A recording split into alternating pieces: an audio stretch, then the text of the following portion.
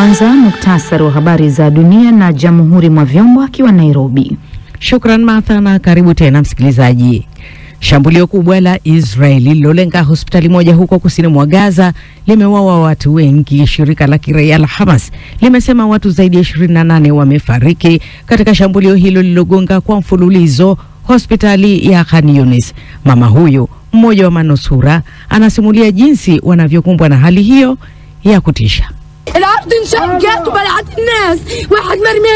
Ardhi ilipasuka na kumeza watu wengi. Wengine walirushwa kiholela huku na kule. Yaani lilikuwa shambulio baya zaidi na la kikatili mno. Tunapitia janga kubwa. Hospitali hii iliyolengwa ilikuwa ndio inapokea majeruhi na maiti wa mashambulio ya kwingineko. Mimi nilikuwa nimewakumbatia watoto wangu wakati huo. Naendelea kuwatafuta. Jamani, imetosha. Onesheni angalau hata chembe ya huruma. Wapi salama ambako naweza kuwapeleka wanangu?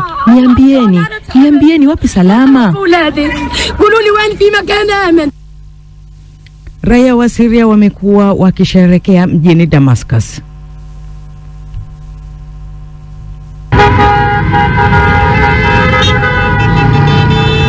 Wanasherehekea uamuzi wa Rais Trump wa kuiondolea Syria vikwazo vya muda mrefu vya kiuchumi vilivyokuwa vimewekewa taifa hilo. Trump alitangaza hayo akiwa katika ziara ya huko Saudia, ambako amepewa makaribisho ya kifahari na mwenyeji wake mwanamfalme Mohammed bin Salman. Ripoti kutoka Nigeria zinasema wanamgambo wa kijihadi wameshambulia tena kambi ya jeshi huko eneo la Borno. Wanajeshi 4 wameripotiwa kufariki katika shambulio hilo. Na wanamgambo hao wanasemekana kutumia zana za kisasa zaidi zikiwemo ndege zisizo na rubani, drones. Na salamu za rambirambi zimekuwa zikimiminika kumwenzi kiongozi wa zamani wa Uruguay Pepe Mujica. Amefariki akiwa na umri wa miaka 89. Ametajwa kama rais aliyeishi maisha ya kawaida pasi na mbwembwe za kifahari zinazoshabikiwa na wanasiasa wengi duniani. Wakati wa urais wake aliendelea kuishi katika nyumba ndogo ya mashambani na hata kujipunguzia mshahara. Wengine walimuita rais maskini. Hii ni BBC. Muktasari wa habari za dunia umewasilishwa na Jamhuri mwa Vyombo akiwa katika studio zetu Nairobi. Matangazo ya Amka na BBC kutoka idhaa ya Kiswahili ya BBC na yanasikika kupitia Radio Free Africa nchini Tanzania, Kongo. Pia unaweza kusikiliza matangazo haya kwenye mtandao wetu bbcswahili.com ama kwenye ukurasa wetu wa Facebook BBC Swahili. Mimi ni Martha Saranga. Mkuu wa misaada wa Umoja wa Mataifa amekosoa mpango uliopendekezwa wa Israel kuhusu usambazaji wa misaada huko Gaza na kuuita maonesho ya kijinga na yenye lengo la kuvuruga kutokana na kuendelea kwa ghasia zinazopelekea watu kuyahama makazi yao.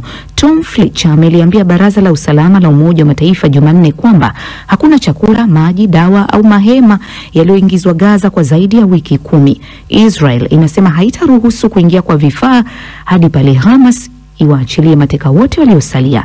Zaidi na David Inkia. Shirika la mpango wa chakula duniani linasema kwamba takriban wa Palestina nusu milioni sasa wanakabiliwa na njaa kali. Balozi wa Palestina katika Umoja wa Mataifa Riyad Mansour amesema kwamba Israel inatumia suala la misaada kama silaha ya vita. Akihutubia wajumbe wa baraza hilo, balozi wa Israel katika Umoja wa Mataifa yani Danon amesema misaada ya kigeni ilikuwa inatumiwa kusaidia kuwapa nguvu za kivita Hamas. The aid you sent, misaada mliotuma, misaada iliyofadhiliwa na walipa kodi, misaada mlioamini ingesaidia raia, misaada iliyotiwa alama za nembo za UN na UNRWA ilitumika kuwalisha magaidi, kuwaua wanawake na watoto. Israel haitaruhusu hilo kuendelea. Haturuhusu mfumo wa zamani uliovunjwa kubaki mahala pake. Hatutakubali utaratibu wa kibinadamu unaosaidia shirika la kigaidi lililowaua watu wetu. Hatutakaa kimya huku chakula, mafuta na fedha zilizokusudiwa kwa ajili ya raia zikiingizwa kwenye mfumo wa ugaidi wa Hamas. funneled into the Hamas terror machine. Wakati hayo yakiendelea, shambulio kubwa la anga lililofanywa na Israel kwenye hospitali moja huko kusini mwa Gaza limeua idadi kubwa ya watu. Shirika la ulinzi wa raia linaloendeshwa na Hamas limesema kwamba takriban watu 28 wameuawa wakati wa shambulio hilo. Ripoti zinaonyesha kwamba mlengwa alikuwa ni Mohammed Sinwar ambaye ni kaka wa kiongozi wa Hamas aliyeuawa Yahya Sinwar. Ni taarifa yake David Inkia. Madaktari wasio na mipaka wametangaza kuwa ugonjwa wa Mpox umepungua katika mkoa wa Kusini Ubangi nchini DRC tangu mwanzoni mwa mwaka huu.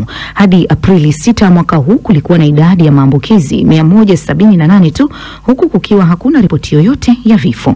Kutoka Goma, Chube Ngorombi ametutumia taarifa ifuatayo. Timu ya dharura ya madaktari bila mpaka MSF ziliamua kumaliza uingiliaji wao katika eneo la afya la Bunchala mwishoni mwa Aprili 2025 kufuatia hali ya kushuka kwa visa vya Mpox vilivyozingatiwa tangu kuanza kwa mwaka katika mkoa wa Kusini mwa Ubangi. Mnamo Aprili 6 ni visa 178 tu vilivyothibitishwa na hakuna kifo kiliripotiwa. MSF inaonyesha kuwa imeunga mkono Wizara ya Afya katika majibu dhidi ya janga la Mpox katika eneo la afya la Bunchala kupitia usimamizi wa matibabu na lishe, lakini pia na utunzaji wa kisaikolojia wa wagonjwa na pia uhamasishaji wa jamii za kawaida na asilia. Kama anavyoeleza hapa Daktari Yusufu Tembele, meneja wa mpango wa MSF Kinshasa.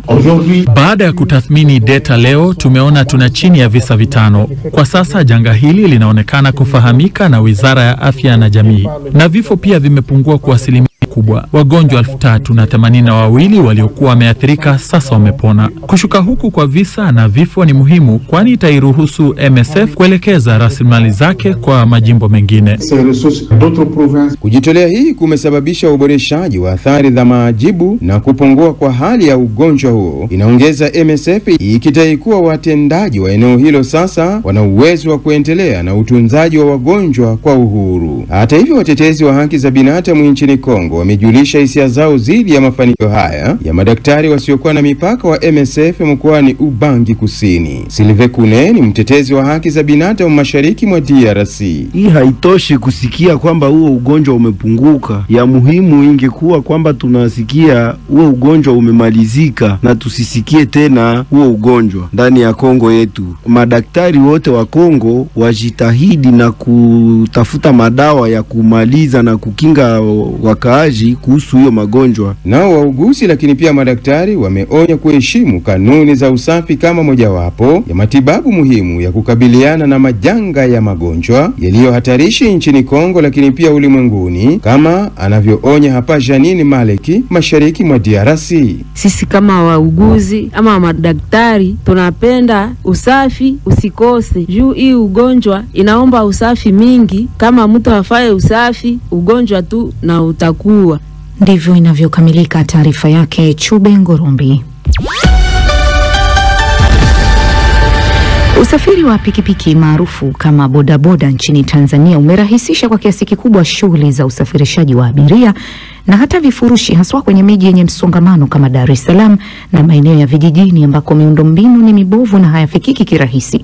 Umoja wa vijana waendesha pikipiki kwa ajili ya mchezo nchini Tanzania wamenuia kubadili sifa mbaya wanazopewa waendesha pikipiki kwa kuonyesha fursa zitokanazo na mchezo huo badala ya kufanya uhalifu. Mwandishi wa BBC Igan Sali Arusha alituandalia taarifa hii. Kila Jumapili wanakutana hapa kufurahia mchezo wanaoupenda. Lakini viwanja hivi kwa sasa ni darasa la mambo mengi. Mchezo wenyewe, kubadilishana mawazo na hata kuonyana na kuelekezana. Mtu akiwa huku, hata kama alikuwa na fikra ya kufanya uovu, akifika huku atafurahia na ataenjoy. Akirudi nyumbani ameshakuwa na idea nyingine namna kuweza kufanya mambo mengine. Pikipiki wanazotumia baadhi si rasmi kwa mchezo huu, lakini kucheza barabarani ni hatari zaidi. Michael Kaya ni dereva wa bodaboda anayeamini pikipiki sio nyenzo ya uhalifu, bali chanzo cha furaha na kipato. Kiujumla mchezo barabarani haufai, ila kwa hapa uwanjani mchezo hapa ni mzuri sana. Yaani isipokuwa tu mimi nacheza na pikipiki ndogo, lakini kinachofanya nicheze na pikipiki ndogo support. Asasi isiyo ya kiserikali ya Bosaseli inatumia mwanya huu wa kusanyika na kupenyeza elimu ya umuhimu wa waendesha pikipiki kwa jamii. Mimi kupanda kwangu pikipiki kwamba naenda kufanikisha jambo fulani alafu nirudi ofisini, haimaanishi kwamba mimi sijitambui au sijithamini. Najithamini, lakini napanda pikipiki ya mtu ambaye yeye ame give up kwenye maisha. Kwa hiyo nitakao wote tuwe katika level moja. mtu aelewe kwamba niliyembeba ni wa thamani, lakini mimi pia ni wa thamani. Kwa mujibu wa jeshi la polisi, kitengo cha usalama barabarani nchini Tanzania, zaidi ya ajali 10,000 zimerekodiwa tangu mwaka wa 2019 hadi sasa, huku zaidi ya nusu ya ajali hizo zikisababisha kifo cha mtu mmoja. Kihistoria, bodaboda zilianza kutoa huduma maeneo ya mipakani kwenye nchi za Afrika Mashariki, na hilo ndio chimbuko hasa la jina bodaboda. Na taarifa yake Egan Sala inatupeleka viwanjani kwake Shadrack Mwansasu. Karibu. Na asante sana Martha. Ni kwamba uwanja wa Goodson Park sasa ndio uwanja ambao utakuwa ama dimba rasmi kwa timu ya nyumbani kwa upande wa wanawake baada ya klabu hiyo kumfutilia mbali mpango wa kubomoa uwanja huo uliodumu mpaka sasa kwa muda miaka 132 tangu uanze kutumika.